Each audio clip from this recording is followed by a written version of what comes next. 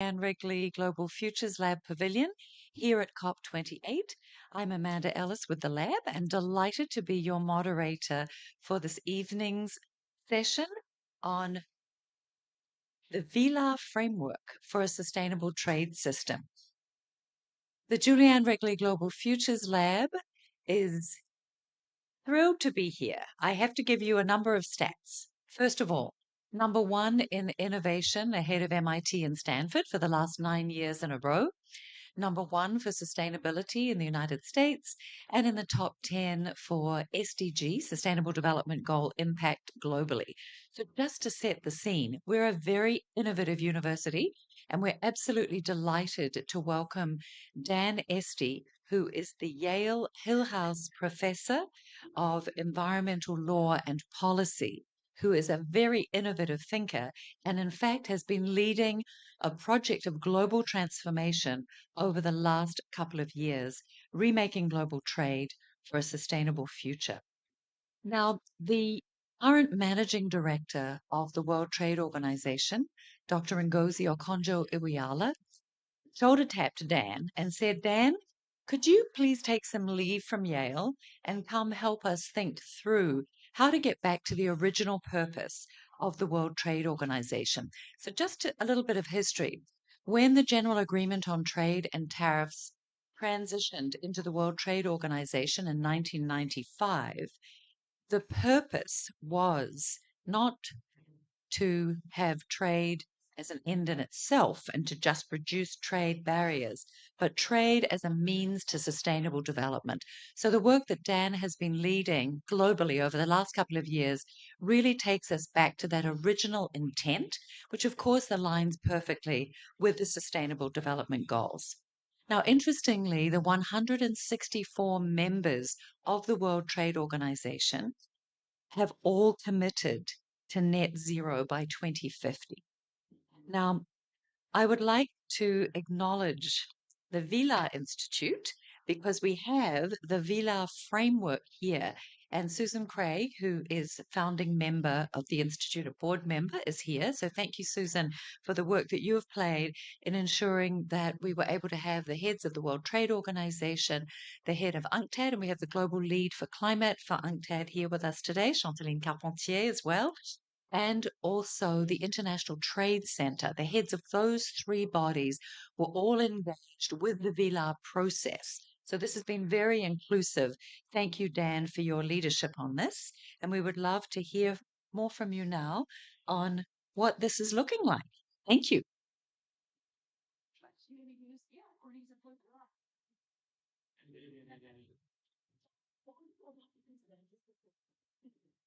All right. We'll go from right here. Thank you very much. That was a trick question. That Amanda, she is tricky.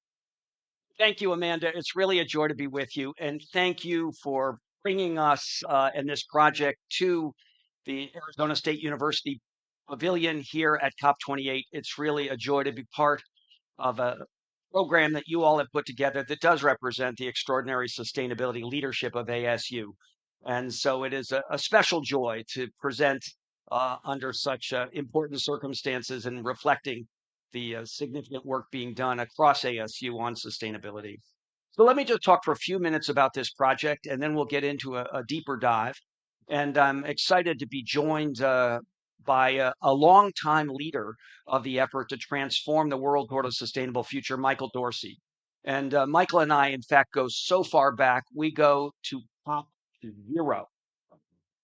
And that, of course, means the Rio Earth Summit of 1992, when the original climate change agreement was launched, signed by 120 presidents and prime ministers who got themselves to Brazil.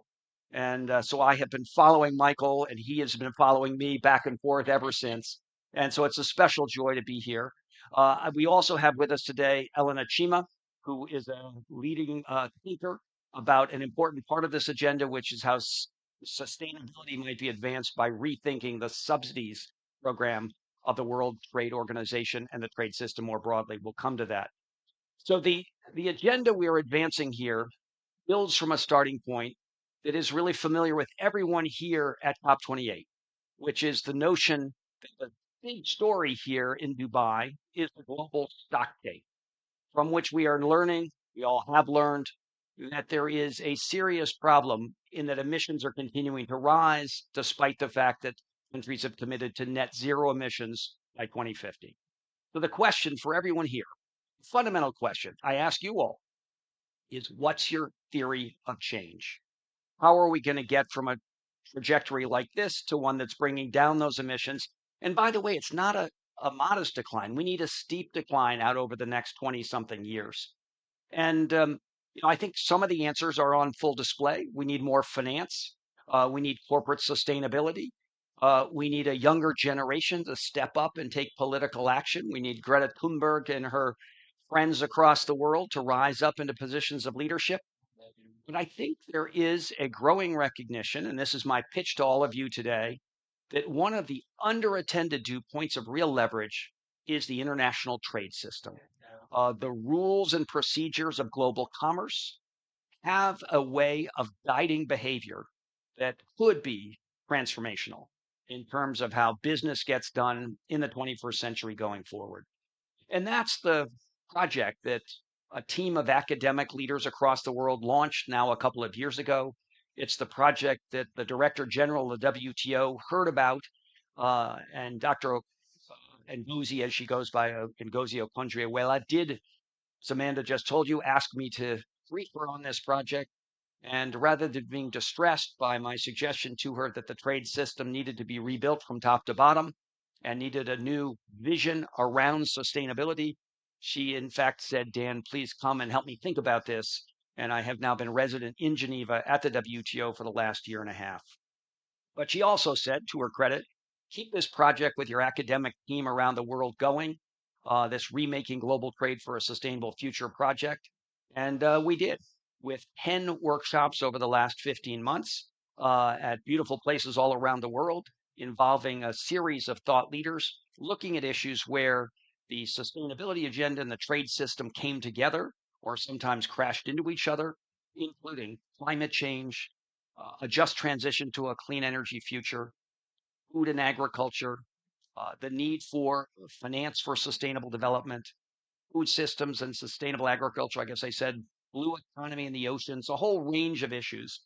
And with each of those workshops, 30, 40, sometimes 50 thought leaders, each group selected differently for that topic, 400 in total, and with a set of now 60 background papers done to feed that conversation.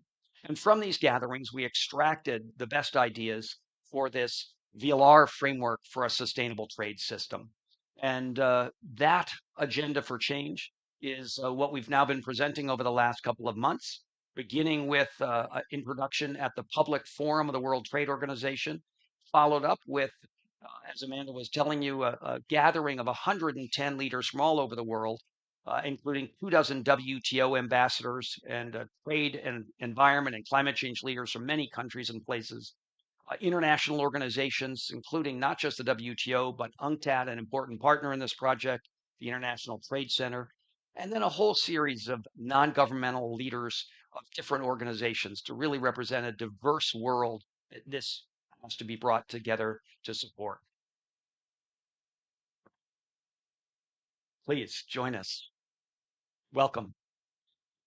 And the idea was this group gathered was going to help us refine and rethink the package of ideas.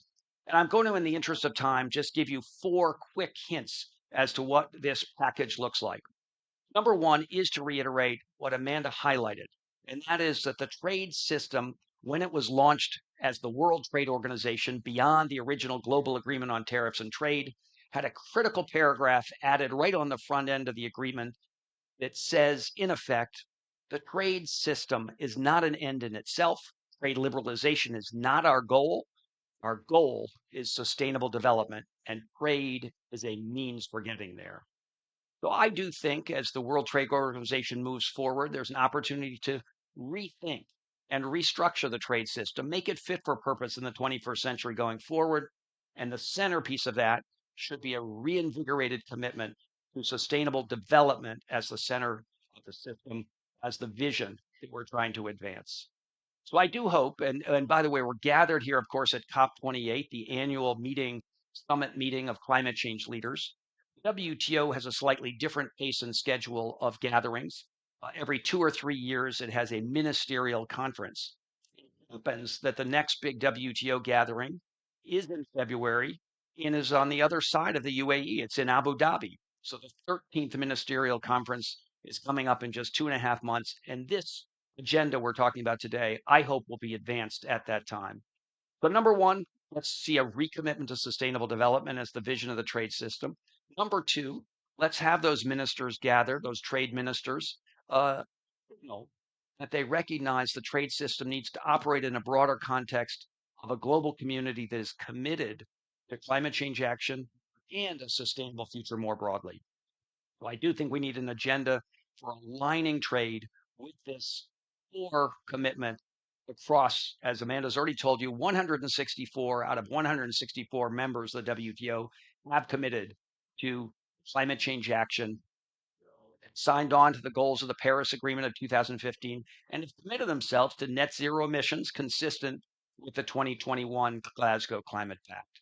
So the WTO needs some work plans for figuring out how we make sure that the trade system helps countries fulfill their nationally determined contributions to a successful climate change response. Number three, I think we need to see that the 21st century trade system can't be just around taking tariffs down. That's been done pretty well. And certainly not just around clearing out non tariff barriers. It needs to think about how to do standard setting in a fair, appropriate, inclusive, just way, recognizing that we do need business to meet standards of sustainability in the 21st century. And finally, and I'm going to pass the scoring line here to my colleague, Ellen Achima, there needs to be, from our point of view in this project, a rethinking of how the trade system deals with subsidies. It turns out that the old WTO asks only one question about subsidies: are they trade distorting? And we think that's not the right question to start with, and certainly not a full picture of what needs to be thought about. Rather, we think we should ask, what's the purpose of the subsidy? Is it sustainability enhancing? In which case, maybe we should agree to have it. Or is it sustainability diminishing? In which case, we should get rid of it. But these reforms and a package that's much greater at the website here, you've been all given a policymaker summary of 8 pages. If you're interested in the broader 160-page report behind this document, please do go online at the remakingtradeproject.org website and pull it down. I think there is a really interesting opportunity to restructure the trade system to be, as I started by saying, point of real leverage, moving the world toward a sustainable future, particularly action on climate change. So with that, we'll pass the virtual microphone to Michael Dorsey. Thank you so much, Dan. It's really a pleasure to. Let me just introduce Dr. Dorsey formally. He is the chair and director of the Julianne Wrigley Global Futures Lab Walton Sustainability Solutions Service. So, working globally and a very dynamic team. And as Dan said, an expert going right back to year zero. So, Dr. Dorsey, great to have you. Thank you so much, Amanda. It's really a pleasure to be here with all of you. And I think I want to offer a bit of counterpoint, as Dan would obviously know I would do. I couldn't agree more with the need for an urgent rethinking of the trade system. This is something that Dan has been thinking about since greening the GATT days, and really on the road to that offering, more than a generation ago. I certainly am sympathetic and to this notion that we should rethink trade along the lines of sustainable development, sustainability, certainly. But I'll offer to you all as a provocation that back in those glory days, some 30 odd years ago, on the road to Marrakesh, that preambulatory text, that nod to sustainability, was indeed probably just boilerplate. And I think that that's a big downside to that nod. We know back then, if we know our trade history, that the trade system was beleaguered and flawed in a great number of ways, and wasn't at all oriented to sustainable development, certainly not to sustainability. So it's problematic if we anchor ourselves in that sort of 30-year-old call it a dream, call it a fantasy, call it a whatever you want. But I think with that, the challenge really for us to think about, in addition to thinking about redoing subsidies, is really, and I was surprised, and maybe it's in the 163 pages. I didn't see it in the dozen or so pages that I did review carefully. I think the focus has got to also be, in addition to subsidies, on intellectual property. And really, that's the biggest barrier I'll offer to you. And we should have a conversation in the few moments that we have. That's the big barrier to driving development, particularly clean energy development and climate mitigation technologies that we know we need, particularly in the global south. We've seen, even with the pandemic, we've seen the sort of holding fast to IP rules that are embedded in the trade system. I don't need to name the names. He's been roaming around these halls. Some of you probably seen him, that guy from Seattle, really holding fast to a really religious commitment on IP and technology in the face of a global pandemic. So we know if that is going to be the standard, it's there again with urgent technology that we need to accelerate green development, whether it's in terms of battery and storage, whether it's in terms of things I've invested in, full disclosure on the PV side, photovoltaics, whether it's in terms of new technologies for not just storage and generation, but on the data side. So we've got to open up the conversation on intellectual property. And we've actually, I think, got to use this rethink of the trade system to accelerate that space.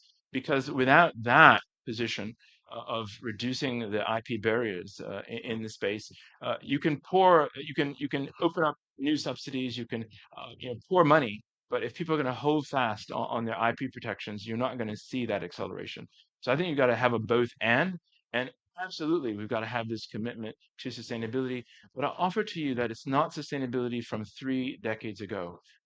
Back then, the prices weren't where they are now with us. They're very different sort of landscape. We've got to think about sustainability in the 21st century context. And I'll offer to you that that's one that also requires some of the rethink that you see in the report in terms of redoing regulatory landscapes in addition to the trade piece. Right now, most places on Earth, unfortunately, um, are seeing backlogs in the deployment of clean green stuff, whether that's energy, whether that's storage, whether that's you name the clean green stuff. Not because of some of these problems with subsidies, some of these problems with intellectual property, but really because of regulatory delays, slow movement by entities. So we've got to have a sort of, I would offer to you, a three-way push. Subsidy clearing, yes, more resources, also working on intellectual property, and also working on those regulatory backlogs. And those are sort of the three sort of counterpoints that I would get us to think about in the conversation. Great, thank you so much. And to give context for those who've just come in, we talked about the need for a very rapid decline in emissions, 43% by 2030. And that was really the context for this and the critical role of trade. And Michael, you've really raised some other very interesting points which are totally relevant to this conversation. So I'd like to come back. Everyone knows that I'm obsessed with the subsidy issue. So I would like to come back to Elena Chima, who is with the University of Geneva International Law Department and is a global expert in this area. Some of you may have seen the International Monetary Fund report that came out a month or so ago that showed that there were $7.1 trillion in subsidies, both explicit and implicit, which is around 7% of global GDP. The cost of the green transition is about 4 trillion a year estimate. So that's obviously got a regulatory dimension because of the implicit nature as well as the explicit. And we hear from a lot of players that until the level playing field is there, and we heard from Sir Christopher, who founded the Children's Investment Fund a couple of days ago, along with the largest Saudi investment fund, that until there is a level playing field, a level regulatory playing field, we are not going to see movement. We know that solar and wind are cheaper than coal and gas if we were not to be subsidizing already, right?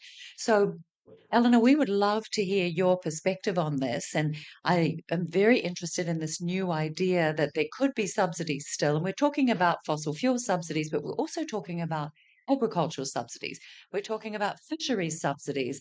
And one other data point bottom trawling emits as much carbon as the country of Germany.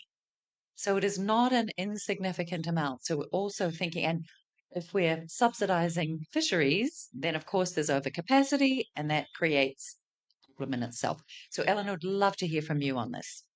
Thank you so much for the introduction, for the kind invitation. So I'm happy to pick up on the topic of subsidies, one of the 4 points that Dan made. So first, I want to address the why. So why did we focus on subsidies rules? Now, the framework focuses in general on multilateral trade rules, and there are, of course, several different areas, several different multilateral agreements that are covered in the framework. But Dan and I have been working a lot over the past year or so on subsidies reform for, I would say, mostly 2 reasons, or at least I wanna show 2 reasons. The first one has to do with the actual rules. So although there is, you can be interest in reforming, modifying a lot of different type of provisions and regulations when it comes to trade, countries have a lot of leeway under a lot of the trade agreements to actually, pursue a sustainable development agenda. Now, when it comes to the subsidies agreement and the subsidies rules in the agreement on agriculture, that's where the rules really do not match the sustainable development objective of the WTO, and they're not really fit for purpose. So that's the first reason why we decided to focus on subsidies, because the rules really are not up to date and up to speed with what's going on in the world, what's going on at COP, and the objective of the WTO itself, which is sustainable development. And the second reason is precisely what you mentioned. So this terrifying figure, $7.1 trillion in subsidies, inefficient, environmentally harmful subsidies to fossil fuels, fishery sector, agricultural sector, as you mentioned.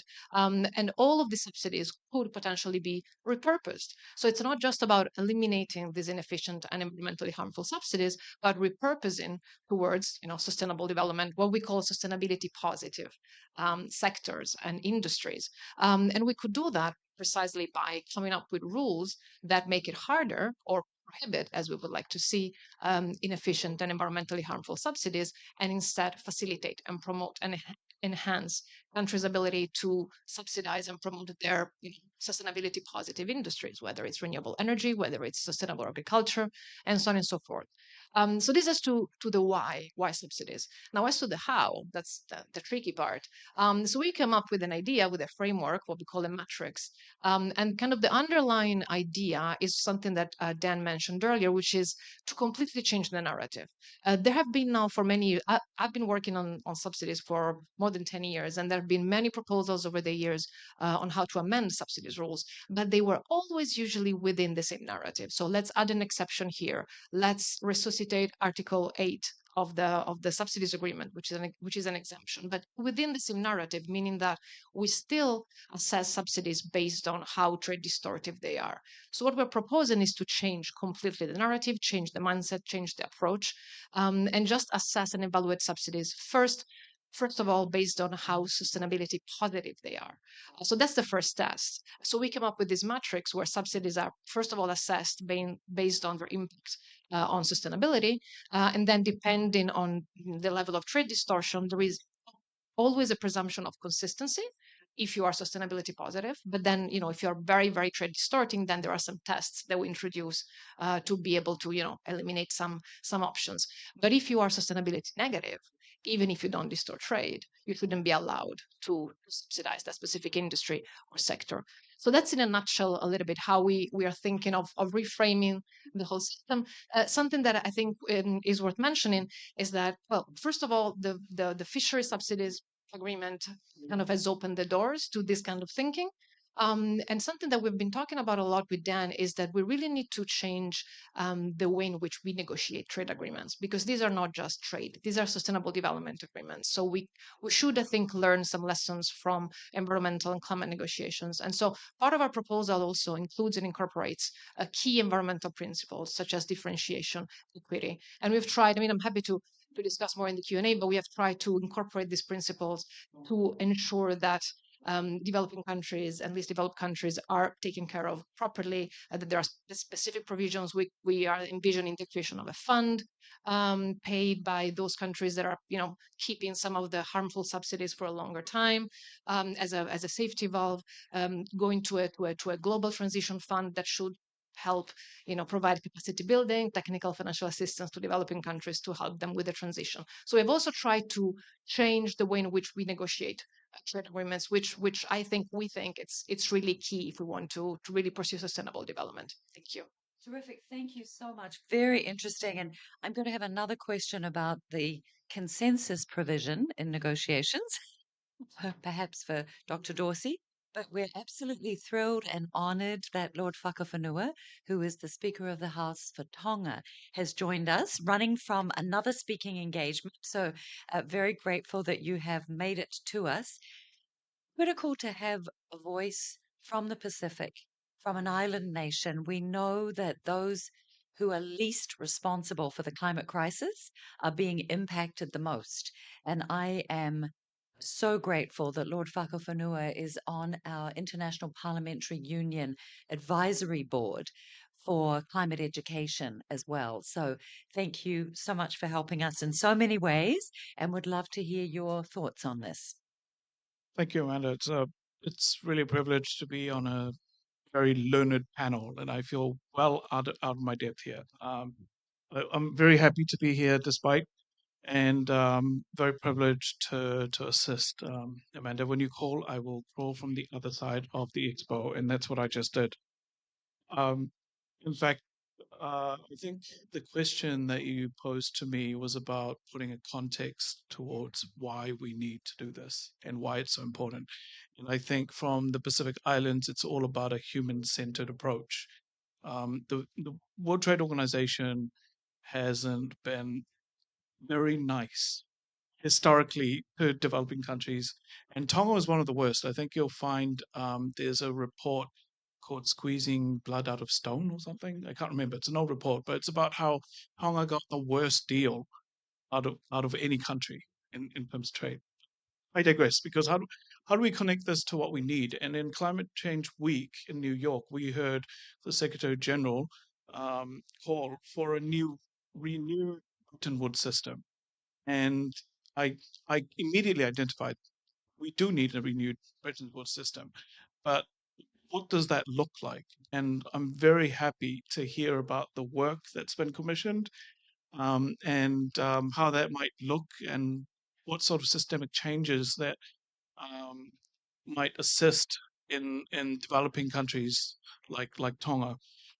So just to put it into context, Tonga is the third most vulnerable country to natural disasters and external impacts, and that's according to a 2021 World Risk Index report.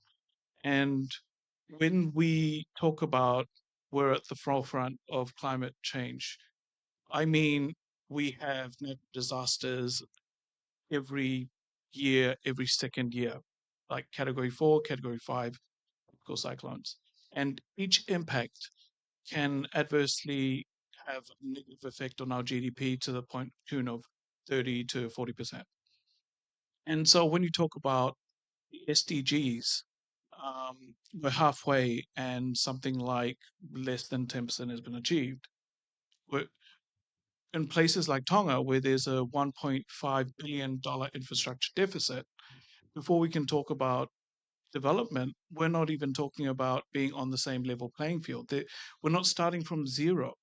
We're already on a negative footing. So every time there's a natural disaster, it sets us back.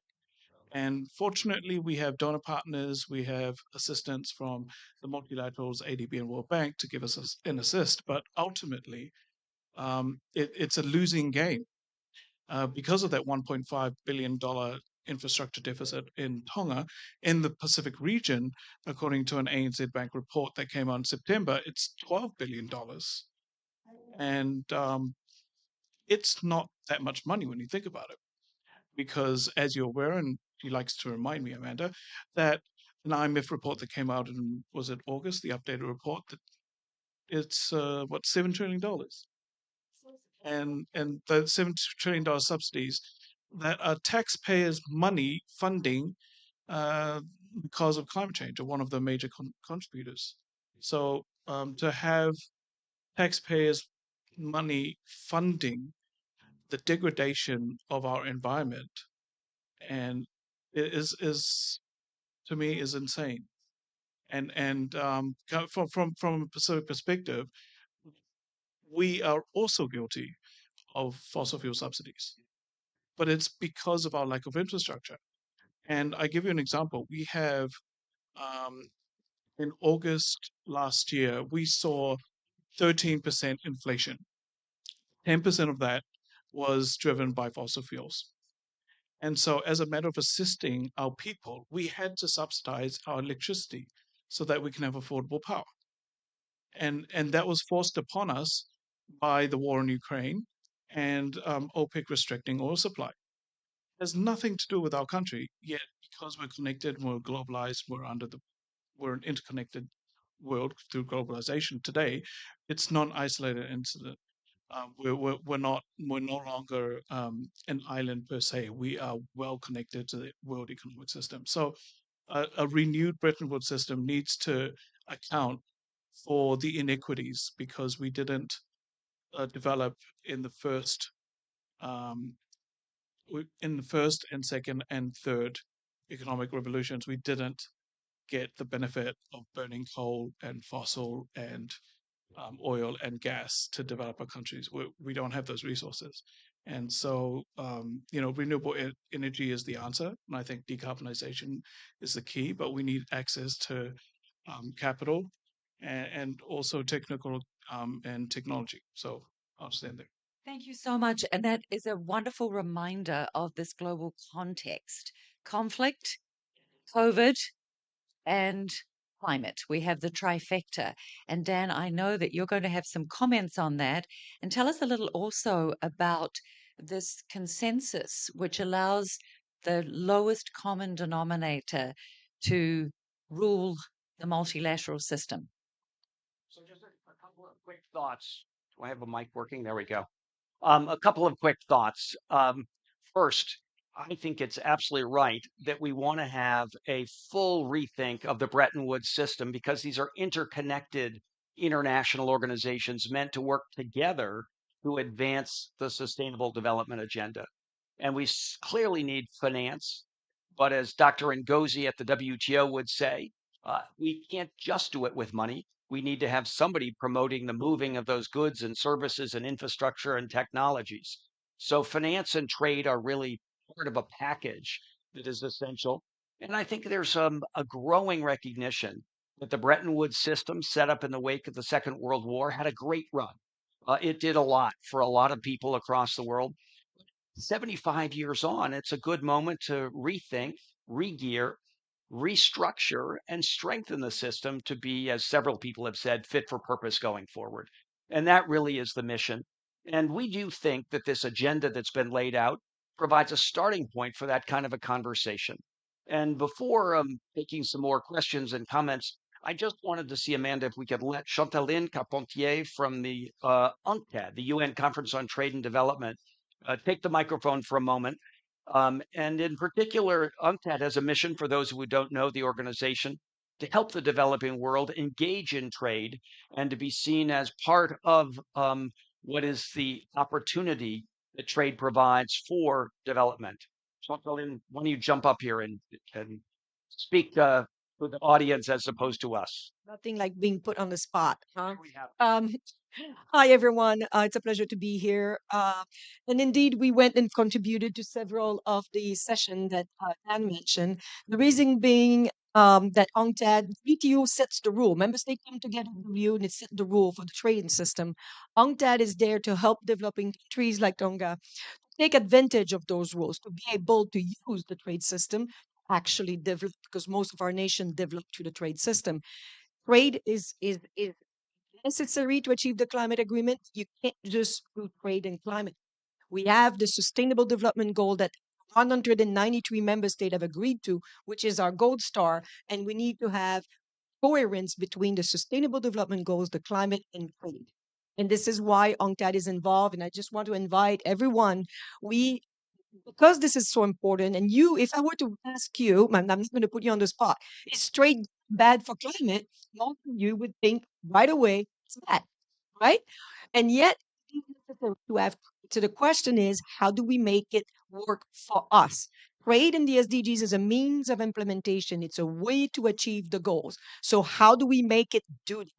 And so with WTO, UNCTAD, the International Trade Center, that's another UN agency that has been created to help make micro, small, medium enterprises in developing countries take advantage of the trade wall.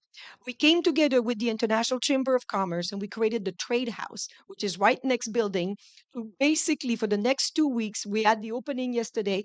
3 women, for the first time, are leading the trade agencies, and I'm telling you, it's making a difference because they're collaborating, they're cooperating, and they actually want to see change and they're working together. It's not about competition, it's about the end goal and the vision of making this world better and making trade works for us. So I think I'll stop here. Terrific. Thank you so much. Now, I'd like to open the floor for questions, comments. Is there anybody who would like to contribute to this? And if not, we're going to go right back to our amazing panel, and I'm going to ask my question about consensus. Anybody? Okay. Dan, yes. Consensus. But then you guys do have to ask a question. And recall that I was introduced as a law professor. And part of the tradition in America is if the audience doesn't ask questions, the professor starts asking you questions. And so you'll be put on the spot, any of you who haven't spoken up. In any case, one of the things we realized that this agenda for change came together. And again, it is a comprehensive agenda. We're giving you a snapshot of some of the most essential pieces here today, but there's more depth, more breadth. And not everyone here, but some of you here might be interested in that 160-page full document that sits behind this policymaker summary. But we realized that in addition to the substantive change, there was a process challenge. And the WTO has operated on a consensus-based decision-making approach, reflecting the fact that it is, as we've now said several times, a member-driven organization. 164 nations are members. And I think there is a dysfunction. In fact, it's broadly accepted, a dysfunction based on the fact that the definition of consensus that's broadly used is a very tight one that basically says everyone present for a conversation has to agree or the action doesn't go forward. So one of our proposals in this report is to do a more track consensus system and that we have one decision-making process for what I call housekeeping activities, setting agendas, deciding on committee chairs, looking at budgets, deciding on what work projects the Secretariat might do. And in that regard, we think that the dictionary definition of consensus should be enough, which is to say most people mostly agree, but everyone doesn't have to agree. We'll go roughly with the majority. And if it's a close call, it may not go forward, but most people mostly agree is enough.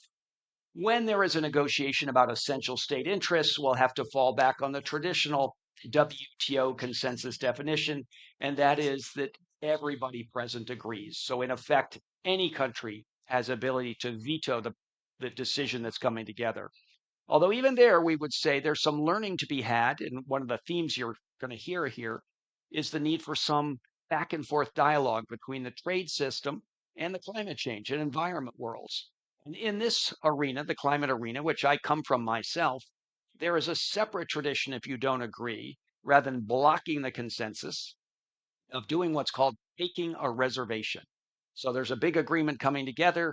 You don't like section 16.3. Rather than block the whole agreement, you say, I take a reservation on section 16.3. We will not be bound by that section, but we accept the rest of the package. And that's a much better way to allow the system to move forward with a complicated set of realities behind any of these agreements. That you could get everyone to agree on everything is a big ask. So if we can give people a chance to hold back on a few little pieces, it might allow more forward momentum, which is very important to the system. All right, I've filibustered for you to who now can ask a question. Who has a question? So, Carmen Veselich, CEO of Velocity and Generate Zero. Hi, thanks, guys. And that was amazing. And I suppose there's so much that needs to be done. And just applaud you for, tackling the big, hard things that are kind of the elephants in the room. Probably two questions. Tonga was number 3 at risk. I wondered if number 1 and 2 are also in the Pacific. They are. Okay, that was my question. Top 7 out of 10 is in the Pacific. Wow. Obviously, coming from New Zealand, it's really important for us to know. So my question to you is, what can we as the audience do, to take this message and do that change, and particularly for Tonga being from New Zealand and being so close? I'll give a quick answer to that. And it would be this. There is a moment of opportunity coming to build momentum for this transformation of the trade system. And again, that's February, 2.5 months from now, in the 13th Ministerial Conference. For those who are into the acronyms, we're here at COP28. Everyone knows that. We're going to have to get people geared up on MC13, the 13th Ministerial Conference in Abu Dhabi.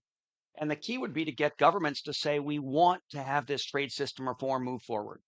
And coming from New Zealand, you're probably coming from one of the top 3 countries in support of this agenda already. So I'm not going to necessarily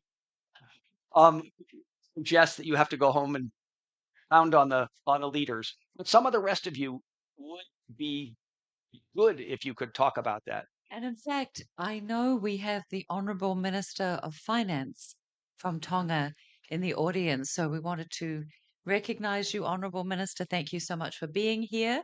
And we hope that you can be a champion for this meeting in February, on not only on behalf of Tonga, but on behalf of the Pacific and other vulnerable countries who have done next to nothing to cause the problem and yet are suffering the consequences. So thank you Just say very much. one more word about this, because it turns out that the trade system has been perceived as serving the needs of multinational companies and big players, but that is not quite a complete picture.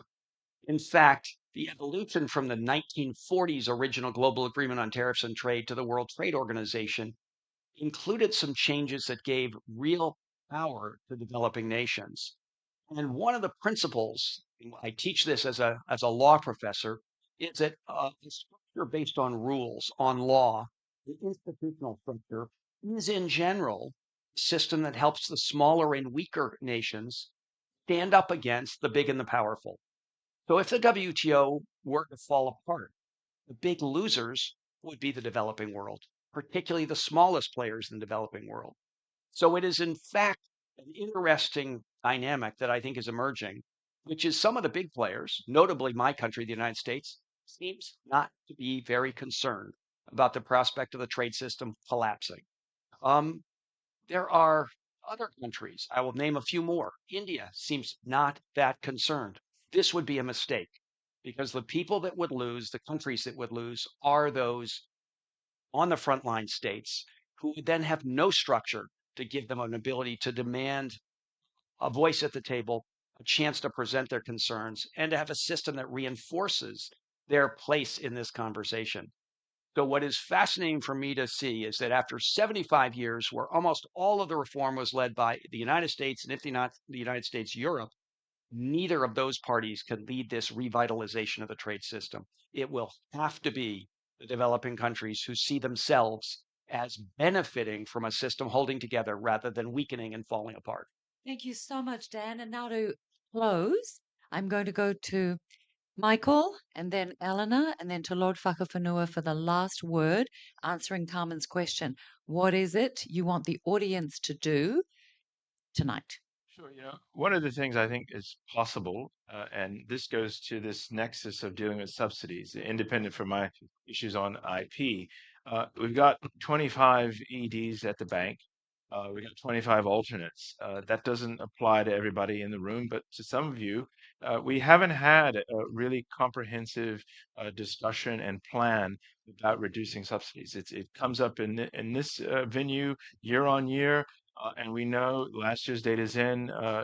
Looking at a few billion, I think it's about 25 billion in subsidies from the bank for oil and gas. Nothing could be more foolish, because we've seen just last year the largest investments in energy have gone to renewables. So we've got to get those 25 EDs and the alternates on a pathway to thinking about the architecture of dialing out of this. They don't even have a plan. They're just throwing money around. So that's something that some of the folks in the room, and particularly here in this venue, can begin to pressure. We need a kind of a critical block. One is a joke. Two, speak to each other. Three and beyond is where you have that critical mass. So that's, I think, a pathway. And If I can just add to that, something that I think we haven't been talking about, but when it comes to subsidies, I think that we also shouldn't look at the trade system as a silos, because we also need to look at the investment law regime, because it's also true that telling a country, remove your fossil fuel subsidies is gonna make a lot of foreign investors angry. And existing rules on foreign investment law, they actually are very much pro-investor. So I think that it's also important to look at these two regimes at the same time. Investment treaty rules and trade rules together, because we need reform actually at both levels if we want this kind of policies to move forward. And I just want to say a last word on the importance of multilateralism. A lot of steps forward have been made in bilateral and regional fora, because of course the trading system includes both WTO law, but also more than 500 bilateral and regional free trade agreements.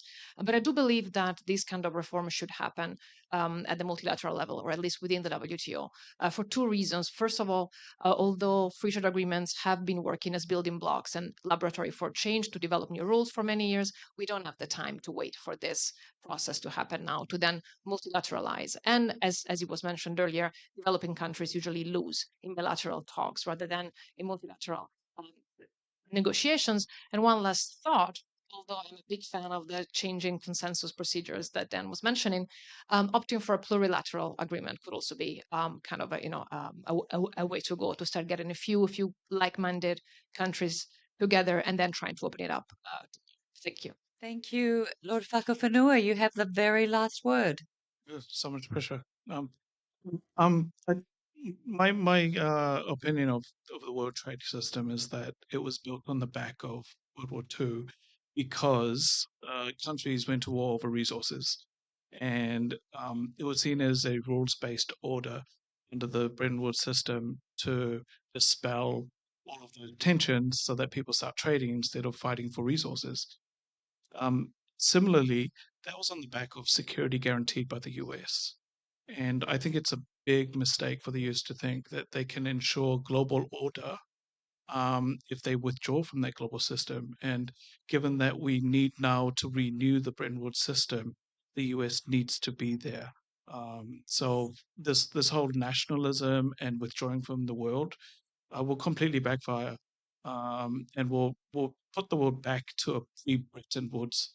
I mean, we thought the war to end Great World Wars and the First World War would be it, but then there was the second, and I think we've staved away the World War III because of the rules-based system. So I just want to encourage the Americans to please be very sensible about how you treat the global order, because you have a place in it. Thank you. Important cautionary note. And Dan wants the very last word, and we have to finish because we're getting the nod from the back. So let me just say a big thank you to all of you who are here in the room, who are watching online. On this Villars Framework for a Sustainable Trade System is a work in progress. So I want to invite you all to send us your thoughts, your comments, your suggestions. Help us strengthen this system. It is meant to be broad gauge, inclusive, reflecting the diversity of issues, concerns, and priorities that are reflected all around the world. And Chantalina is reporting that those who are interested, there is another session on this same topic in the Trade House Pavilion. And again, just to remind you all, first time ever there is a trade house in this annual climate change gathering.